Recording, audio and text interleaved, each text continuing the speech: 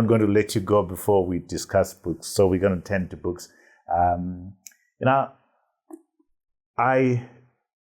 Of late, I've been prioritizing my sleeping. And I find that a lot of us do not take care of how much we sleep. That sleeping is actually not a luxury. I read this book about 2 or 3 years ago, and it's a book that I recommend. It's by Matthew Walker, Why We Sleep. I was talking to young people the other day and saying, oh no, I can't sleep more than 3 hours. You're damaging yourself. You need to rest, and you need to sleep at least 7.5 hours a night for you to be effective. Remember, this is a marathon. This is not a race that we win overnight. So sleeping is a very important thing, and I urge people to sleep well. I know you are in technology. This is a book that I read, opened my eyes to AI. It's called The Coming Wave, AI, Power in the 21st Century's Greatest Dilemma. This is a must-read, particularly by policymakers and people in business, understanding what AI can do and what it cannot do.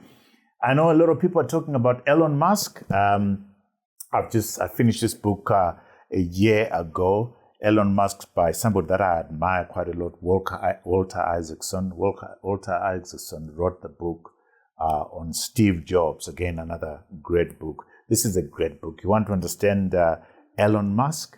This is a book that I recommend you read. What books, Collen, have you read that you'd want to recommend to our book-loving viewers out there? 3 books at least. Okay, quite a lot. So I was when you were talking, I was wondering which ones I should share. I think the one closest to what I do, Extreme Ownership. Mm-hmm. Extreme Ownership by Willinky. Mm-hmm. Very impactful book. It's anchored on the Navy SEALs. All right. And how they accomplish their mission by taking extreme ownership. Yes. And when you read it and you are leading teams, I mean, as you are reading it, you are applying. I'm gonna read, look for extreme ownership. So that has been the most impactful for me. What other one? Interestingly, Dreams from My Father. All right, by Obama. Barack Obama. Yeah. I think it goes back to that issue I've mentioned about getting a chance. Mm-hmm. So I think, I'll tell you a little story behind that, why I had to read that book. The first time, was it 2007, when the campaigns were, starting then.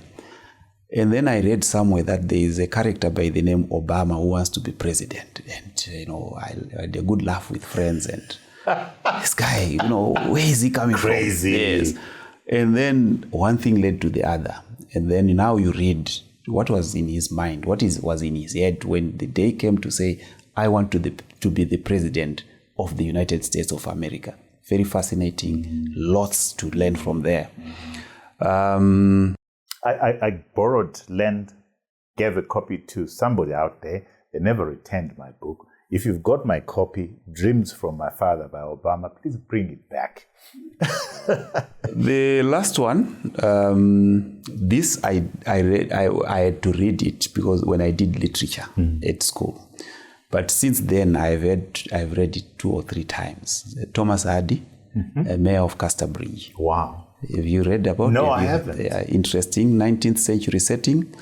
And basically that book captures the interplay in society. Ordinary people, power, politics. Sounds business, like a fascinating. Business acumen, the rise and fall. The higher you rise, the harder you may fall. And the whole interplay in there. It was, the setting is in the UK, 19th century and all that, but you could lift what was going on there. And put it where we are. Exactly. Mm-hmm. And it tells you a lot about morality and all that. Fascinating book. I could go on and on. You could. But lastly, I think I've read probably everything that Wilbur Smith has written. All right. Okay. And I find his style And the message or the lessons coming out of that book, quite fascinating. Have you read No, Smith? I did when I was still reading a bit of fiction. Okay. Wilbur Smith is excellent. Fantastic.